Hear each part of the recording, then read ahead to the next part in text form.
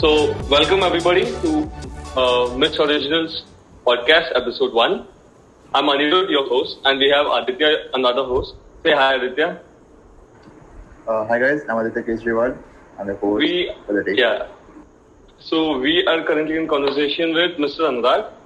So, Mr. Anurag, could you just give a small introduction to our audience? Sure. So, hey guys, I'm Anurag. I did my undergrad from Manipal, MIT. I graduated in 2018. After that, I did a master's in cybersecurity from Johns Hopkins University, and I graduated from there in 2020, January. And since then, I have been working at Adobe in San Jose, California, as an application security researcher. It's now been 1 year and 8 months. Apart from security and coding, other things I do, I like driving, going on drives, long drives, cooking, eating, photography, and those are the basic interests. And I think that is all about me. Anything specific you wanted me to address? No, we will go into the specific questions later on. So I thought before we actually go on with the intense questions, we'll bring back the Manipal vibes to you. So if you could share some good memories of Manipal. Yeah, so, it's been a while since I was in Manipal. It's been 3 years now. It was a great time. I would say the first year when I joined Manipal in 2014, that year, so Manipal was actually not my first choice of joining. I was actually going to take a year drop and then concentrate on admissions again and then reapply. In Manipal, when I got in, I did not get computer science as my branch. I did not know that information technology was actually a branch. And I did not know if I take information technology, what will be the scene. It would be similar to if I took computer science. A lot of uncertainties, but in the end, I spoke to quite a few people, seniors, people in the industry. They said it really doesn't matter. So I ended up taking information technology, and so in the first year, I made a lot of friends, and that I think happens with everyone. When you join a new place, you make a lot of friends. So then, because we had big groups, we used to go around, explored Manipal a lot in the first year, and then over the years that kind of decreased because you get your own spots where you go and you chill, hang out with people. I think the best part of being in Manipal was for me being able to meet people from all across the country. I am from Assam. I spent some time in New Delhi. Manipal was the first time I actually stayed in South India. I had visited as a tourist 1 week here, 1 week there, but never really stayed in the southern part.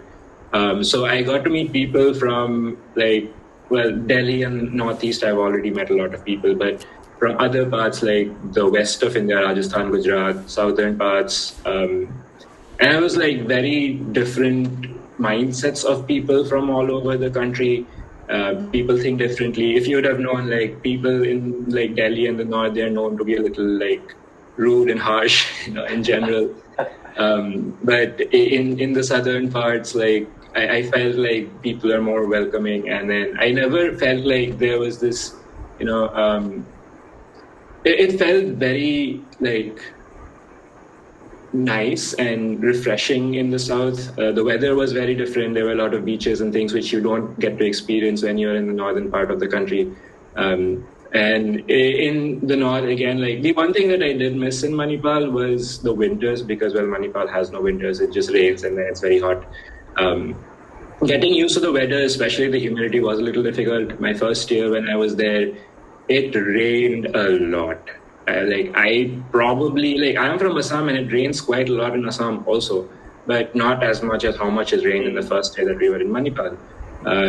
And as first years, we did not care that much about our umbrellas, so I probably ended up losing some 15, 20 umbrellas, and then got wet quite a lot. And in the second and third year, very surprisingly, there was almost no rain. And that was kind of surprising because I remember in our third year, our semester was actually cut short because there was a huge water shortage in Manipal. So that was kind of strange because when I joined in the first year, I thought, well, if it rains this much, this place will never have a water shortage. And again, I think that year it rained again and then things were back to normal. Second year was when I actually started, when we actually start with, IT and like my courses and things like that. First year, because I had to study a lot of like physics and chemistry and biology and all those kind of things, I was like, yeah, fine, whatever, I'll do it. The second year is like when I actually started getting more into like writing code and doing like computer stuff.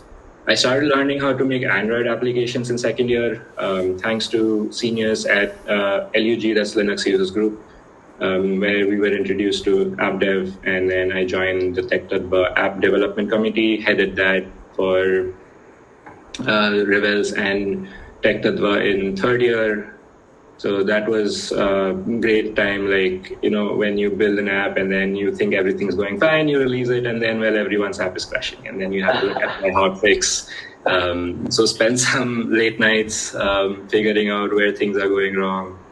That was pretty fun. Third year, like when I got to the place where I had a team, in the second year when we were doing it, it was only the second or third time the app had actually come out. So we didn't have a team. It was like just one person or two people, in the third year, we actually were able to get a bigger team, so we made a better app, and those were like fun times. Third year, I moved out of hostels. I went to the apartment. That was a different experience altogether, because like in the hostel, you take a lot of things for granted. If you don't have electricity, you can just go and tell the bhaiya who's downstairs, like, there's no electricity, they'll come and fix it or whatever it is. When you're in an apartment, you don't have those luxuries. Like, you have to figure out your electricity, your internet. If nothing is working, then you'll have to you'll have to go to the people, talk to them. So that was, again, like a new experience for us.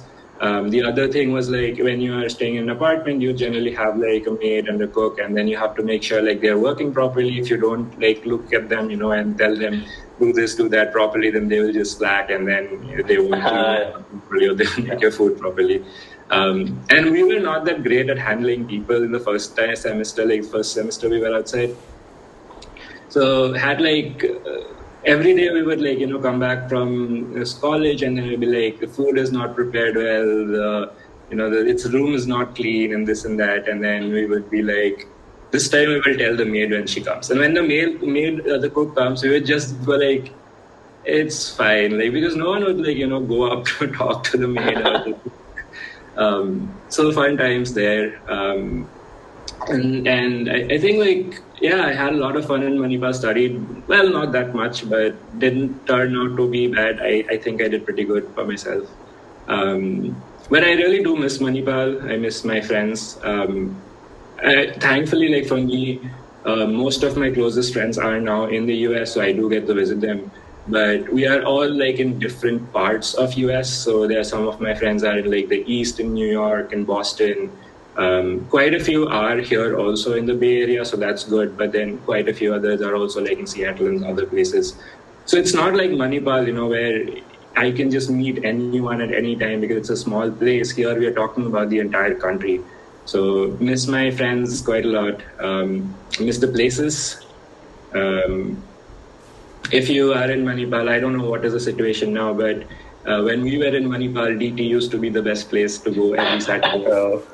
Yeah, so like, you don't get those things you won't find. Like, even if you are in wherever in the world you are, you might be in India itself, you are in like New Delhi, or you are in Mumbai, Bangalore, you are in the States, maybe you are in Europe, but you wouldn't find like this shady place where like there's no light and anything, and then somehow it becomes like integral part of your life. Like, you just, if I look back at it and compare it to like the other places that are there in Manipal, there are definitely like many better places in Manipal, but somehow I don't know, like we just like were very, I guess,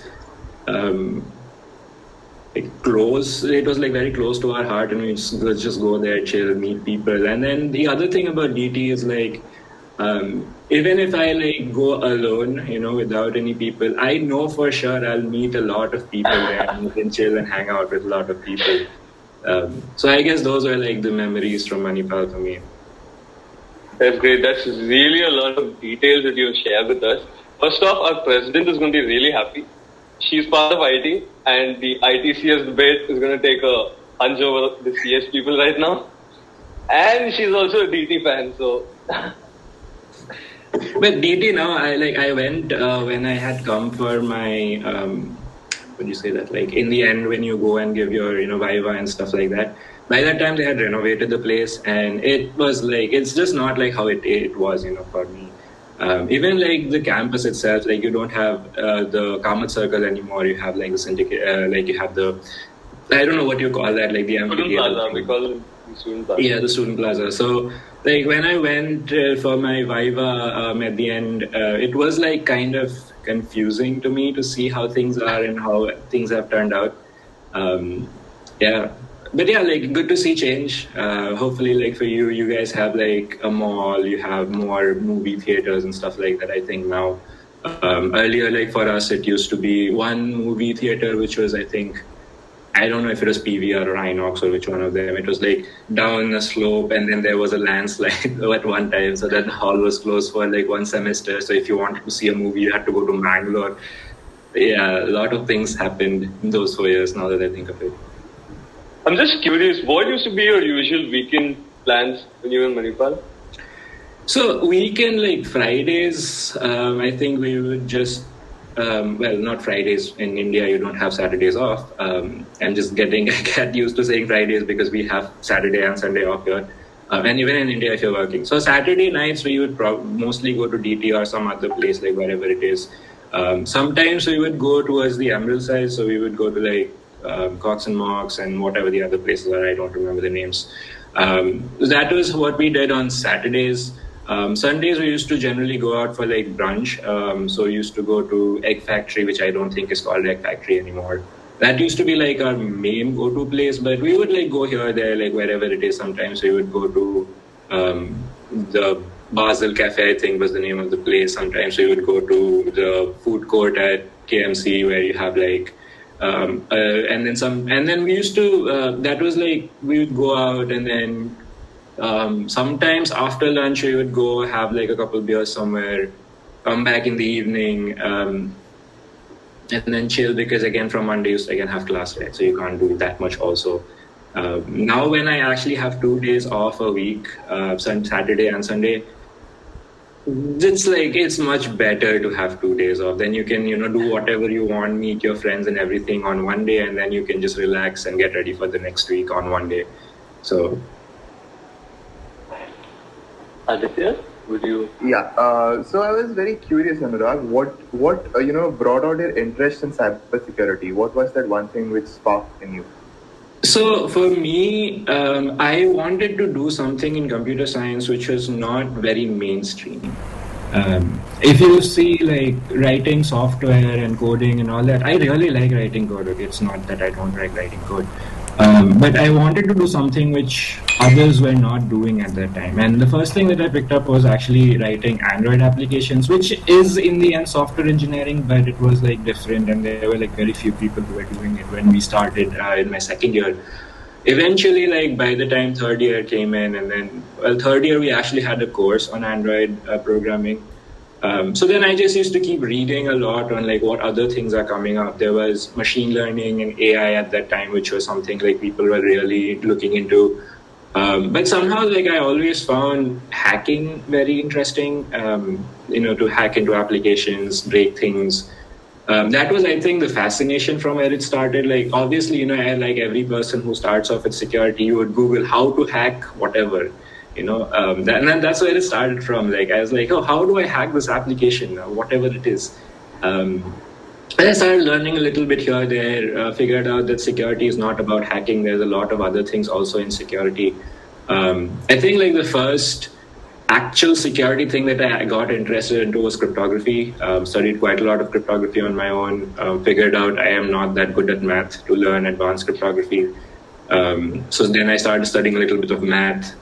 By the time when I started NIST in 2000, I forget the year, 16, I think, 16, 17 was when we started. At that time, it was more of like a hobby rather than a career. Like I was still not thinking about it as a career. Then we started NIST, and we started NIST because we saw that like cybersecurity is a pretty important field of computer science, and then people were like not really in Manipal, like there was not much exposure that people had to cybersecurity. And I and like my few other friends who we were interested in cybersecurity, so we just like started off as like we just started off without any expectations. Like we didn't actually expect it to be where it is today. So big kudos to everyone who like was in the board after us, our juniors and their juniors, and then I think your board is probably the fourth or the fifth board that is taking over the reins of MIST. So big kudos to you guys. You guys did a lot of hard work and then brought MIST to where it is today. And then once we started MIST, then I started looking into more of like, how do I expose people to cybersecurity? Like what things can I, or well, I say I, but it's more like we, what can we teach people? What can we bring to the masses, and how can we like bring their interest in cybersecurity? So then we started looking into like, cryptography was obviously not the best thing to teach. It's pretty convoluted. So we started looking into like easier things to teach, like how do you build a secure web application, for example. And all that, like I used to keep reading on the side, and more I read, the more I was getting interested into it. Towards the end of my third year, when I had to start applying for my master's, at that point, I was still not sure if I wanted to do a degree in cybersecurity. I was like, do I do a degree in cybersecurity? Do I do a degree in computer science with a specialization in cybersecurity? What do I do? So I spoke to like a few counselors, and they were like, it totally depends on what you want to do as a career. And then at the time, I'd also heard a lot of things like if you're not a US citizen, you don't get to work in cybersecurity because it's like a sensitive job and all those kind of things. So in the end, like I decided, let's just risk it. Let's see what happens. Applied to quite a few schools. I did apply to schools where there was like a computer science with a security specialization because, again, like till the point I actually applied, I wasn't sure if this is a good decision or not. But I think like, they say like there is this divine intervention kind of situation. I actually didn't get into any colleges where I didn't apply for masters in cybersecurity. All the admits that I had were for masters in cybersecurity, so well, I had to pick one of those, and then therefore, like the best one that I had amongst those was Hopkins. Joined Hopkins, again met a lot of seniors who were at Hopkins, spoke to them quite a lot extensively. And then by the time like I had joined and I spoke to these people, by the time I was like sure that this is what I want to do, this is how I want to go about in my career. And then when you say cybersecurity, like cybersecurity is a very broad topic, right? You can be, when you start off, it's very difficult to. Cybersecurity itself is already a specialization of computer science, and then after that, you have to have like a specialization in some area of cybersecurity. Like I work in application security, and there are a lot of other types of security also. There's network security, infrastructure security, enterprise security. There are non-technical aspects of cybersecurity, like compliance and other things. So those are like the. So then I had to like come up with what exactly in cybersecurity that I wanted to do. And like the courses and everything that I took during my master's, that helped a lot. Like some courses which were like, in reverse engineering and all those kind of things. I found that it doesn't interest me that much. Things I took in like web security and application security, software security, those were like more interesting for me. I did like an internship at Adobe in application security. So it's been like a gradual, like the more I work on it and the more I read and the more I learn, the more interested I get.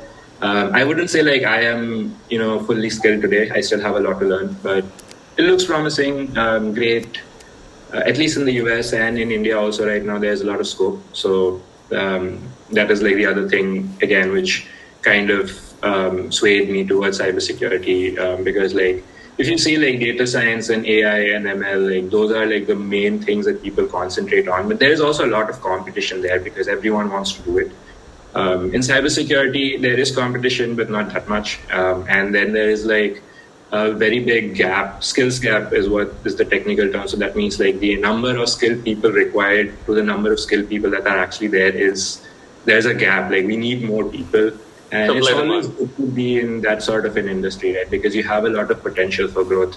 That also means that you'll have a hectic work schedule because you will be probably working what 1.5 person would do because there is like less people.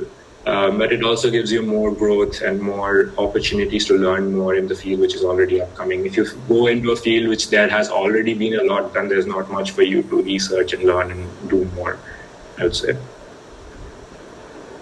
So, well, when you started Mesh, it was a new club. So it would have been very difficult to, I think it would have been very difficult to manage the academic workload along with the, course of the new club and all. So how did you manage that?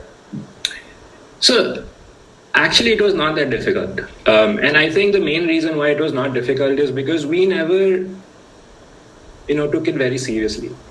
We were like, we will see what happens. We didn't want to like compete with the already established like CS related clubs. There were quite a few at that time. So there was ICSE obviously, which is there. Then there was like IEEE, which also had like some CS related things. Then we had ACM, which also had some CS related stuff. So we were like, we'll just open it and we'll see what happens. So the first time we had like, after we did all this and all, and then we had to build a man-com. So, our expectations were so low. So we were like, we will need a man-com. We'll probably need like 15 people for a man-com. And then we will print we'll have like this interview on one day. We will print like some 20, 30 question booklets. And whoever comes, if there are like more than 15 people who come, like we will do some plus minus here there, but most likely less than 15 people will come. So we'll just take everyone. And that was our plan. And that is how we went forward. We had like one small room booked for one day and all that. And then we go and then whatever, like it was after class. So it was like at 5:30 or something. And then I go in and like, there are like some 50 people already standing outside our room. Okay. And like, at that time, I'm like 100% sure that these people are in some wrong room. They are going for some other club's recruitment. So I asked them like, hey, why are you guys here? Like, we have missed recruitment here. And they're like, we have come for missed recruitment. It's like, okay. So then I had to send some people, please go get more printouts because we didn't have that many. Then I went, asked the bhaiya for like a bigger room because the room that we had wouldn't fit all these people. Then we had to like increase our interview schedule to 3 days, and then we increased our man-com size, I think, from 15 to 25. So we got like a very unexpected response from people, I think. And that is also because, as I said, we did not take this seriously at all. So we never did research into how many people are interested and all those kind of things. We were like, we are interested in this. We want to do this. If anyone else comes and joins us, we are happy with that. So then we created the man-com. And then like once we created the man-com, like we had to think of events and stuff to host, right? There also we didn't put too much effort. We were like, what do other clubs do? What are other clubs hosting? So then we were like, okay, this is what other clubs are doing. We will do something similar. If they are teaching you how to write code, we will teach them how to write secure code. If they're teaching you how to build an application, we will teach you how to build a secure application. Whatever they were doing, we just injected the word secure into it, and that is how we started. I think like Mist really took off the year after ours. Like the second year was when it actually started. Like the other thing is like in my batch, in not my batch, in the batch after us, like there was. Sarthak Ghol was one person, Akash Gupta, and then these people who were like really into hacking applications. Like they used to try doing like bug bounties and all those kind of things. For me, I was like more of a defensive type person. Like I loved how to like save, how to keep applications safe. And I think like when you like talk about hacking, people are not that interested in the defensive stuff. Everyone wants to break applications, right? So they started doing more of like the offensive stuff. They started doing CTFs. They started doing like these workshops on breaking into web applications and all that. So I think that is what really like interested people, and that's where I think it grew even more than where we started at. So after the man-com was done, then we were like, okay, now we need a working committee also. Now this time we had expected like a bigger crowd. Okay, so we were like 100, 150 people come, we'll take 50. 300 people came for the interviews. So then we had to increase from like 50 to like 70 or something, our working committee was. But yeah, we got like much bigger response, and I think the interest was much greater than what we had perceived, and that really helped us in like establishing the club, because it was like somehow self-established before we even tried to do something. We didn't have to like go around with our banners and stuff like, hey, please come join us, please come join us. Like people used to come whenever like at KC, I don't know if you still have the info desk situation, but there used to be like one person sitting on a desk with like one poster there, hey, we have this event, come. And we always used to have like a long line of people waiting to come and understand and ask us like what we're going to do. Not everyone participated, obviously, that is always what you expect. But for a new club, like even people coming in and talking to us, and then like there are other clubs like where old and established clubs, and then there was like shorter lines there, and then we had this long line. So that kind of gave us like more confidence to be more aggressive, and then like actually have more events than what we planned, and have like t-shirts and hoodies and stuff like that printed out, like actually make it what a club would be, and not just like some hobby thing like it's going on. But like for me and our board, we still never took it seriously, because by the time all this actually came, like it was like becoming more established, we got busy with other things. Like we had placements, we had like a lot of my friends who were on the board, they were applying for international admission. So we had our admission things to do. The others were looking for jobs, so they had placements and stuff. So we kind of like we started like distancing ourselves and handing over the reins to the next board.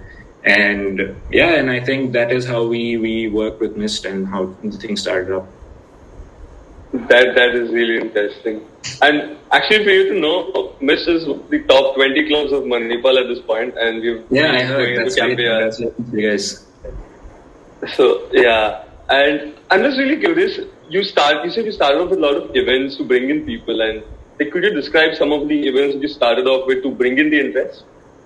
So the first ones I think we had was. So there was like some crypto workshops and some web application type workshops. We started hosting Smoked. I think Smoked is still going on. That is the main event of me. Yes, and again, like for Smoked, also we didn't expect the interest that we actually got. Our servers went down the first day we hosted it, because we were not expecting the load that we received, and then we had to like again do hot patches and then somehow get it running. I think Smoked was one turning point which got a lot of people interested in Mist in general. Like they might not know what Mist is doing, but they were like, if they're making an interesting event like Smoked, then they are probably doing something nice and interesting. And that is where we started off with. We also had like a CTF event in the first year, but I think people just did not know what a CTF is, and that was not very successful. Then we did like Tech Week thing along with LUG. We also had Tech Weekend or Tech Week. I don't remember what exactly it's called. So there we had a couple events similar. We had like a Smoke V2 at that time, which was again received quite well. We had some like security quizzes and then all those kind of things. So we tried a lot, like we did a lot of permutation, combination. Obviously not everything was successful. I would say like most of the things were not successful, but then whatever was successful was pretty successful. And that gave us like an idea of what people are interested in. And then I think like from there, our junior board, they started picking up on that and then, taking things forward from there. So when you're starting off with cybersecurity, as we all know, the resources for cybersecurity is really low, especially online and things like that, even though it's booming up now. And especially when you started, probably would have been a little lower. So I just want to know like how exactly you found the right resources and the way you actually learned, and then you got the interest and then went to market. Right. So like for me, a lot of it was reading. Like I had books, I read websites. If you like just, so the most difficult thing is like you have to know the right terms. Like for example, if you type, how do I hack a web application, you will probably not get any good results. But if you type in something more specific, like let's say, what are the vectors for SQL injection, or what is XSS, or how do I exploit XSS or something like that, you will get more pointed resources. Where I started off was the first things, like when I obviously got started off with cybersecurity, I'd be like, what are the biggest threats in cybersecurity? And then they would like list down, yeah, this, and all. Then I would like read up on each of those. Like if the risk said injections, I'd be like, okay, what is an injection? And then to say, injection allows you to create a reverse shell. And I'm like, oh, what is a reverse shell? And then I Google what is a reverse shell. Doing all this, I landed up on OWASP, and OWASP obviously is like the gold standard for application security. So then I read up a lot of things on OWASP. OWASP has a lot of cheat sheets. The cheat sheets used to be there long back also. And I think like it is a misconception that there is no resources on cybersecurity. There is actually quite a lot of resources, and there was a lot of resources when I started also. It's just like you should know how to search for. Like, for example, if you're starting, if you are interested and you want to learn, OWASP is a really good resource. It is open source, it is free. You can just learn whatever you want to from OWASP. There's this company called Portswigger, which has a web security academy. So that is again free. It is very detailed. It teaches you a lot of like the theory. Then there are labs and stuff which you can attend, and yeah, so those are like the things that you can look at if you're interested.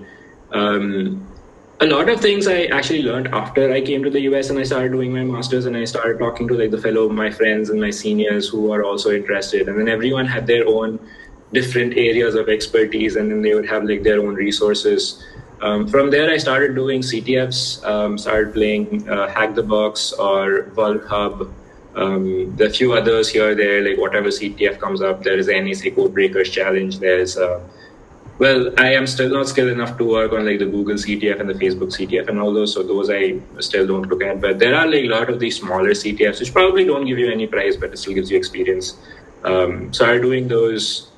And then like I learned a lot of things during my internship, because then I was like with actual professionals. So I used to ask them a lot of questions like, hey, how do I learn this? How do I learn that? Podcasts, news is actually a really great source to learn. Like, let's say, for example, you read the news and you're like, oh, this attack happened. And then you do like a post-mortem. Why did this attack happen? And then generally you would feel like maybe, some real attack, it is very difficult to understand. Most of the times it is very simple. It's like a very simple error that has led to like this big incident. So it's not that difficult to understand. Yeah, if you're trying to understand a vulnerability in the Linux kernel, that is probably convoluted, and you'll probably have like a difficult time. Like I have a difficult time. I shouldn't say you will have a difficult time. You might find it easy, but I'm not that good at reverse engineering and all that. So those topics, like I still find it difficult. But if it's like web related, it's generally not that convoluted. Like there will be like one XSS or one SQL injection somewhere that has resulted in leaks of a lot of things. So use the internet, like whatever it is. I did start with books, but then I guess I just have like 1 or 2 books right now, and then most of it is just on the internet. Mm-hmm. A lot of us at this point really have cybersec as a goal in mind, where you could actually become professional just like you. And what would you like suggest a roadmap to all these newbies like us?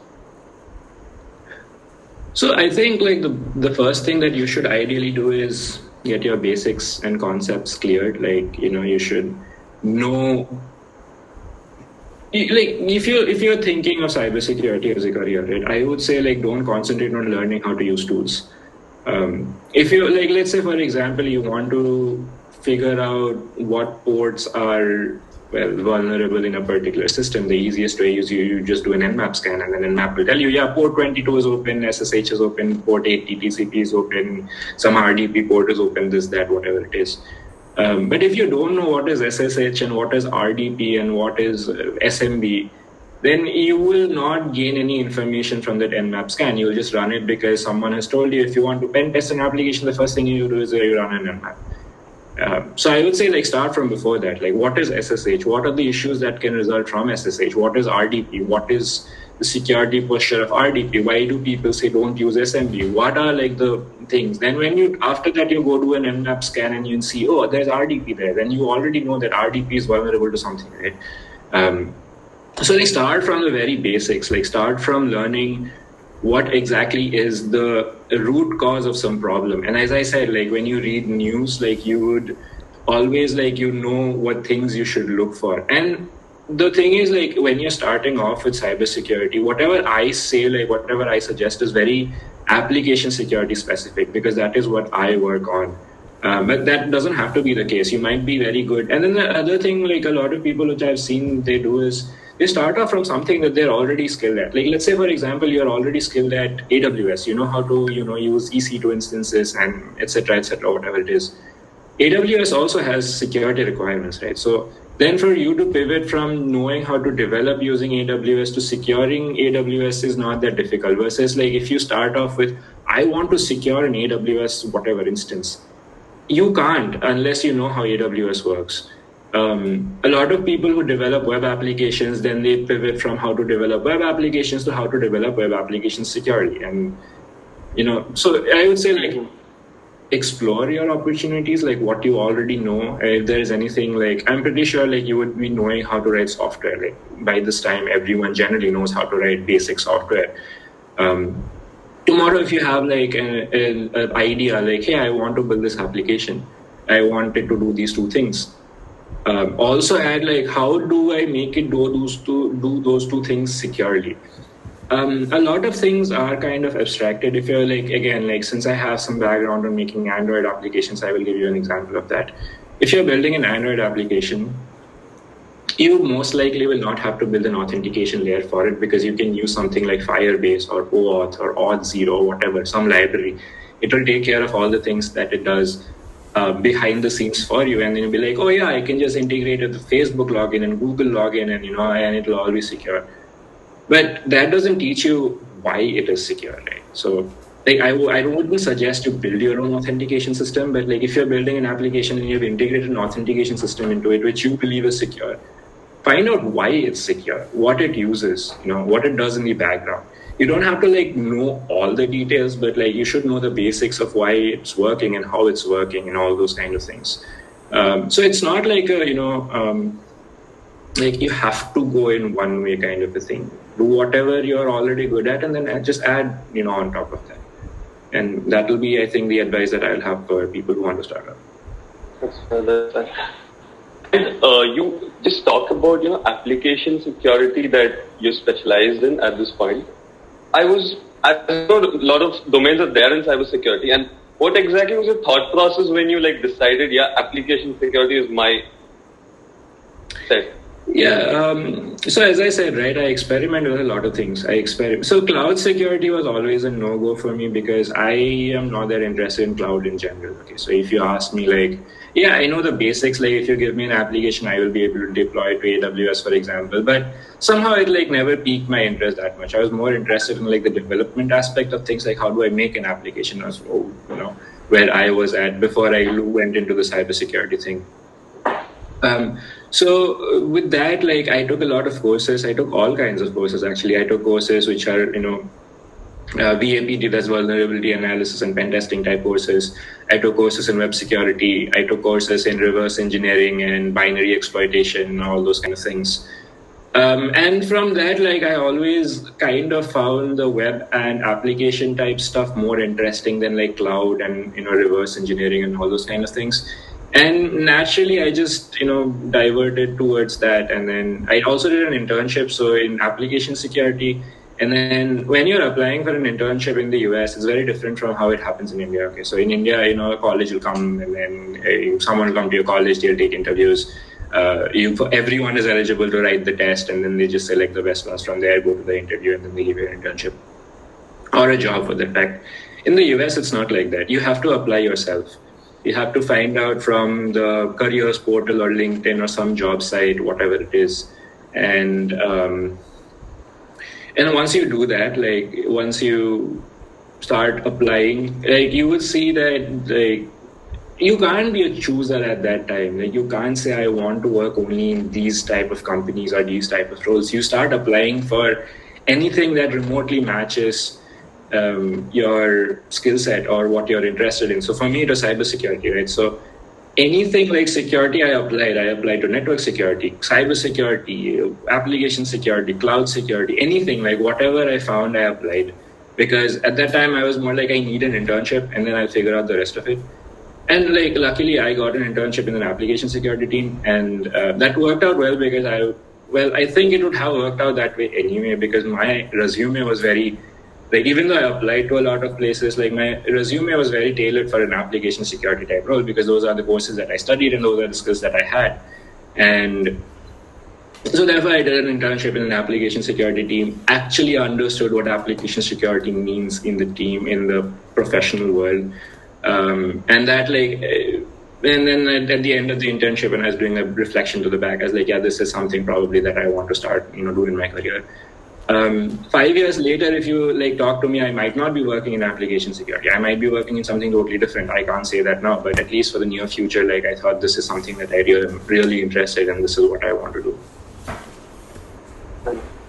Yeah, I just had a small quick question. Like in college, most of us tend to use a lot of crack software to get things done. Not really. I mean, as I said, right, I was not really a tools person. And for a lot of cybersecurity tools, you get free versions. Like you get Burp Community, which is free. Nmap is free. There are a lot of Metasploit, for example, is free. If you want to reverse engineer, there's Ghidra, which is developed by the NSA, which is again free. So a lot of things are free, and you don't really need to have cracked software to do things. For things like Word and other search things, there's obviously always Google Docs, which is again free. You want to read a PDF, well, you get a lot of features with Reader, but you can also read a PDF on the browser. So I am a very opponent of piracy. I don't, even if I watch, if I want to watch a match, for example, a football match or whatever, I try to find a valid source, where it's streaming, instead of going to some random link. And there are many reasons why I don't use random links. One is obviously because I work in security and I'm always paranoid that if I visit some random link, that there might be some random things that are happening which I don't know. That is always there. And again, as I said, I don't really support piracy as such. So there's a very popular saying that the internet knows more than your parents or friends. So what are your views on this topic? I believe that's absolutely true. I would actually go to the extent of saying the internet probably knows more about me than I do myself. If you ask me, let's say hey, what were you doing on the 15th of April at 8 p.m.? I don't know. It's a long time back. But if you probably mine data from Google Maps and all that, then it'll tell you precisely where I was. It might not tell you what I was doing, but if you see where I am, let's say, for example, if I'm at a restaurant, then I am mostly eating. If I'm at a friend's place, then I'm mostly just chilling, doing something, watching a movie or a game or whatever it is. So yeah, that is definitely it depends again, what you've set your internet preferences to, but then how much ever you try, you can't escape it. They probably know much more than me, than myself. So also, there are many free softwares, whenever I search for a free VPN, they'll give me many options. So do you really think they're free, or are they taking our data in change of the services they provide? I can't really say, because I have never used a free VPN, or I don't really use a VPN other than at work, because work I have to use a VPN to connect to my corporate network since I am now working from home. But yeah, if you can always read a lot on any application that you want to use. If it's a security focused application like a VPN, then someone would have done a deep dive into it and then exactly figured out what is happening, what is not happening. Or if there is no blog on the internet, there will be some research paper or something like that. If nothing exists, then that's a great opportunity for you to go and figure it out. Just look into what it does, how it does. If it's an open source application, look at its source code, see what it's pulling, what it's not pulling. And then whatever, if you find something really interesting, then that will be a really good thing for you to publish on wherever it is, a blog article on LinkedIn or whatever it is. And then it'll help you a lot in your career also. And that is something that you should always keep in mind. If you have a question that you don't really know the answer to, and the internet is also not able to give you the right answer, figure it out for yourself. You might not get the correct answer, but you will end up knowing much more than where you were at the time. Okay, so who's your favorite between Mark Zuckerberg, Sundar Pichai, and Satya Nadella? None of them. I would say my favorite is my CEO, Shantanu Narayan. Okay. That was a really good answer over there. And just another question, pretty much off topic. What exactly your views on Elon Musk swaying the crypto market?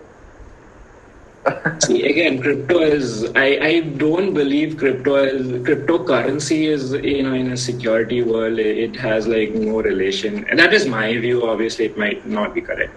But I think like any kind of market swing, like, a lot, if you're keeping up with the US stock market, you would see that there was this huge-ish thing with GameStop stock, right? It went from like $40 to some $500. Yeah. Street bets were like pumping it up and all that.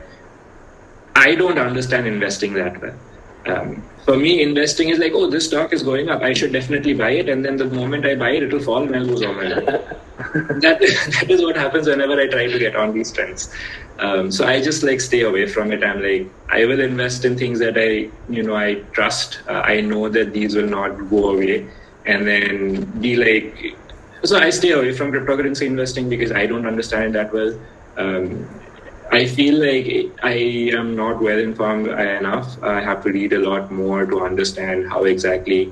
Because for stocks, like I can say, like there are some things I understand. Like if a company is doing well, if they are reporting profits, and in general they are doing innovative things, they're making up new products, they have a good market share. Then in general, over time, their stock will go up. There will be like these dips and downfalls at some times. But overall, if you zoom out to like 5 years, 10 years, you will see that the graph is going up. For cryptocurrency, I don't know what influences the market. I don't know why a price of something is going up, why the price of something is going down. Recently, and then like it seems to me like cryptocurrency market is very reflective to news. So if, like, for example, Elon Musk, he tweeted, right, whatever, Dogecoin to the moon and stuff like that, and Dogecoin price actually went up. Yeah. And for me, that is like, I won't know when someone tweets something, right? Like, let's say, I see this tweet, oh, Elon Musk is tweeting Dogecoin is going to go up. I invest some $10,000 into Dogecoin. And then the Federal Reserve is like, we are banning Dogecoin. Immediately will comment. And then, I might not see that news. And then I will lose all my money. Like, I can't anticipate what someone is going to tweet, right? So I don't really know what the mechanics of the crypto market is. And therefore, like, I will have no, advice for anyone who's wanting to get into that market. Do you think using the internet is worth the cyber attack risks one may face, considering how huge and widespread this cybercrime issue has become now? You can always use the internet safely, right? If you're doing shady things, if you're going to the deep web or the dark web, you're trying to do all those kind of things, then you obviously open up your risk a lot. But if you use like security best practices, use a known browser, go only to the sites that you trust. If you have a username and a password, like don't use like ABCD or password as your password, like have a complex password. You do all these hygiene things. Then I think like the risk that you accumulate for yourself is kind of low. I wouldn't say it's zero. There is never zero risk in doing anything. But you can like the amount that you can learn and the amount you can inform yourself from the internet is like much more than the risk that you would accumulate if you follow the security best practices and stuff like that. Like for me, I would attribute like where I am today, maybe 60 to 70% to the internet and 30% to like the courses and my teachers and all those kind of things. Like I learned a lot of things that I have learned from the internet, especially like when I was starting out in cybersecurity, when I would say like internet is one of the biggest like motivators for me to join the cybersecurity business. Like if there was no internet, then I would probably not have access to talk to my seniors or to